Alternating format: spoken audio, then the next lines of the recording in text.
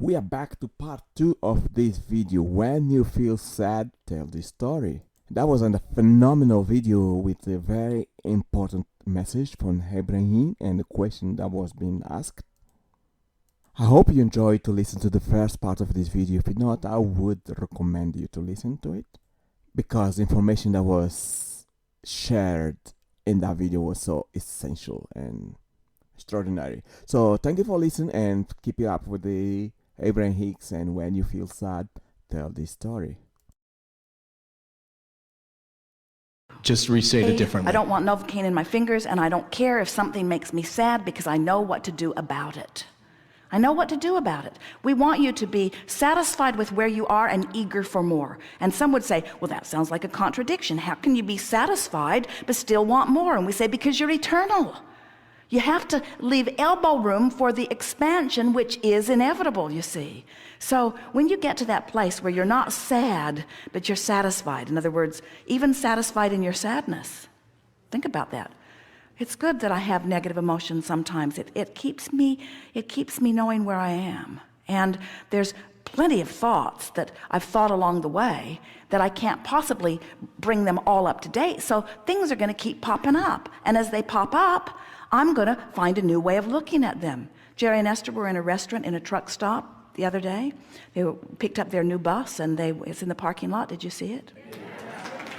And as they were having a meal, Esther looked around and she saw so many hard-working people. All around her, hard-working people. One man was so tired, he was holding his head with one hand while he ate with the other. And for a moment, Esther felt sad. She just couldn't look at it without feeling sad. And then she thought, these guys are free. If I wasn't doing this work, I'd be a truck driver. I love the road so much. Nothing is more exhilarating than to get out on the road on a beautiful day like this. It's fun to have some place that you want to be, some place that's calling you. And her sadness went right away. They're independent contractors. They're working the way they want to. They're in charge of their lives. I've never met one that was not pleasant when I engaged them. They are kind to me when we are at the fuel bays. They've taught me the ropes of the moving around the truck stops. They give me mostly thumbs up. They're reaching to feel better. And Esther talked herself right out of her sadness, right into connection. And the guy was still sitting there holding his head with his hand, you see. What you're really getting at is, you want control of the way you feel without conditions having to change. And since you can't control conditions, most of you feel vulnerable about the way you're going to feel, because there are conditions out there that if you focus upon them, you're going to feel bad. And there's plenty of people in the world telling you, you should focus upon those sad conditions and you should feel sad. And we're here to tell you, you can't help but see some of those negative conditions, and you will feel sad when you focus upon them. But when you do, you'll send off a rocket of desire. And when you turn your undivided attention to the rocket of desire, you will make the world a better place. And that person living that bad experience and your bad feeling response to it, which was all part of your giving birth to the improvement, and then your willingness to give your undivided attention to the improvement, that's the way you help the world be uplifted. You never uplift the world when you feel sad, but maybe sadness is the first step in you helping the world. Because now I'm aware. Because sadness was the contrast that helped you take step one. And without step one, you can't take step two. Step two is source answering it, not really your step to take. Step three is your step. Step three is where your work must be. But never say, I don't want to take step one, because that would defy your reason for coming forth in this leading edge experience. You came as step oneers, and we're trying to get you to be step threeers more than step oneers, because the step oneing happens without your conscious awareness of it. The step threeing is where all of your work lies. I have one other question that I feel burning, that I feel other people would want asked. Otherwise, I'd get down. I don't mean to monopolize the time, but... Don't need to justify being here. Oh, fair enough. As I learn this, and I indoctrinate myself as much as I can. I have it on my iPod, I have it in my car, I am working to do this. I run into people, family members, friends, and I hear them say things, I hear them shoot themselves in the foot, and my heart just aches, and I want to share it. And the last time I sat in front of you, you warned me. You said, don't push this on others, because then you create your way of thinking, your religion. It sucks like everyone else, and your words. And Strange, we don't remember that. I have the CD. I listen to it often. But what was interesting is, as I played it for someone, it's kind of like the person listening said, like, wow, she kind of smacked you. That was a humble. And I felt that. And I have noticed so many times I want to share with people, and there's negative. I'll give them a CD or something, and they won't listen to it, or I'll share it. Here's the thing. When someone's life is not going well, that's not the right moment to tell them they are the creator of their own reality. Yeah, really? And Is it that bad? what's happening to you is, you see, what's happening is, in their struggle, you're hearing asking. And as Source does, in other words, in their struggling, they're sending all kinds of rockets of desires over there into their vibrational escrow. And so they don't need you to do their asking, and they have their own source that's calling them toward it. So the question that we want to put to you is, did you understand the story that we told? Your source energy, you come forth, you explore contrast, you give birth to rockets of desires, and then the source within you calls you toward it. You get that picture. So here's the impertinent question that we're going to put back to you as we smack you this time. Okay, I'm ready. If Source can't get them to listen, what makes you think you can? Ouch.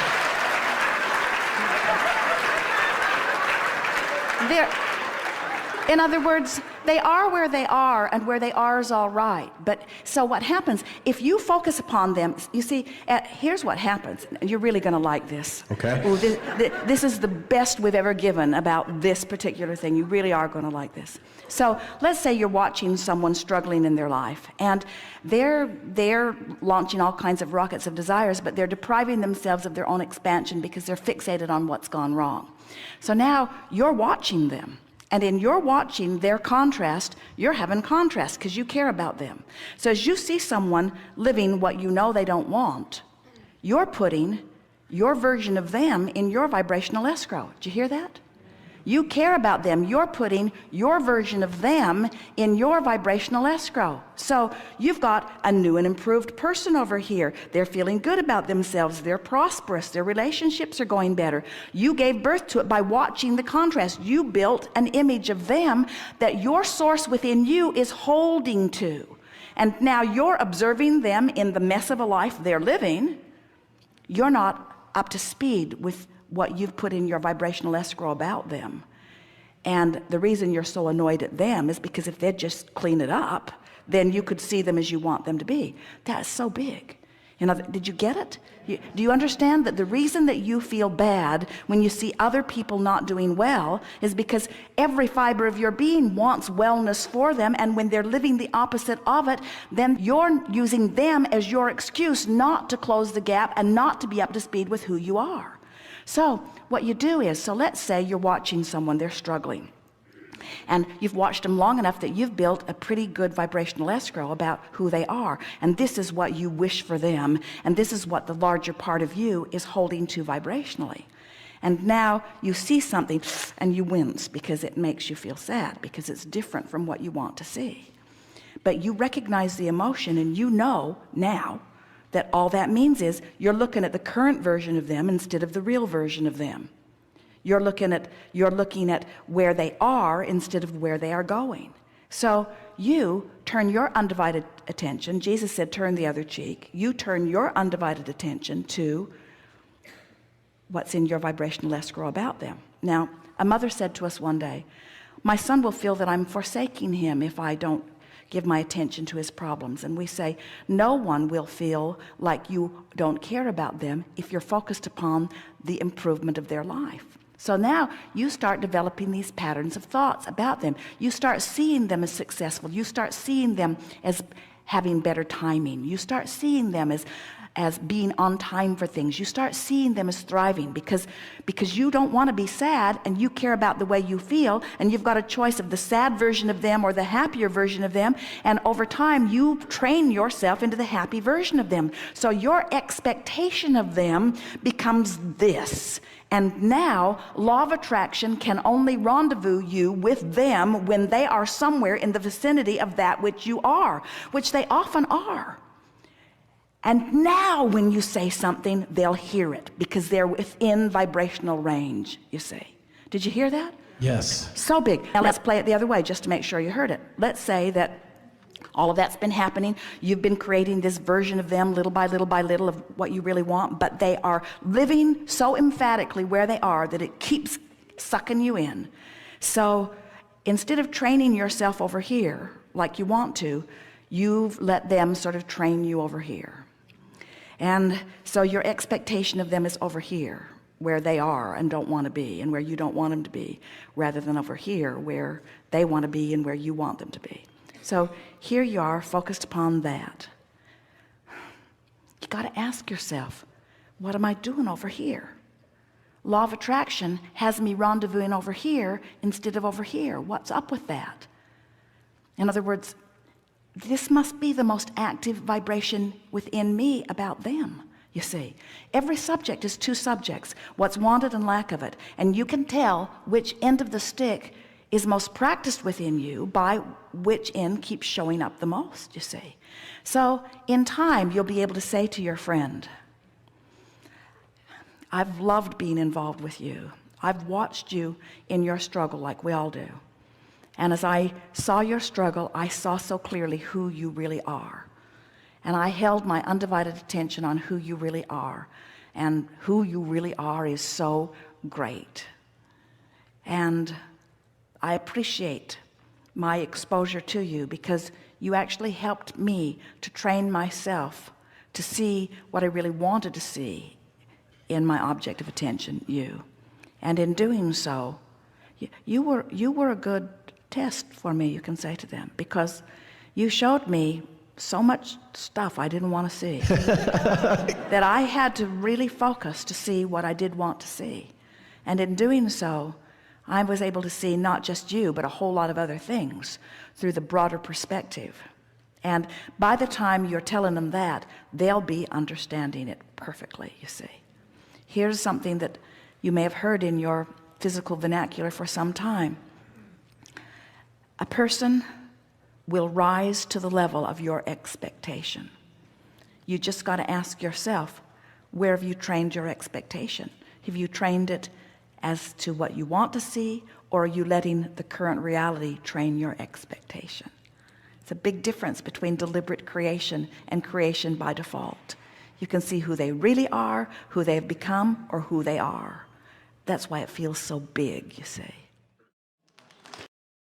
I know you feel my appreciation.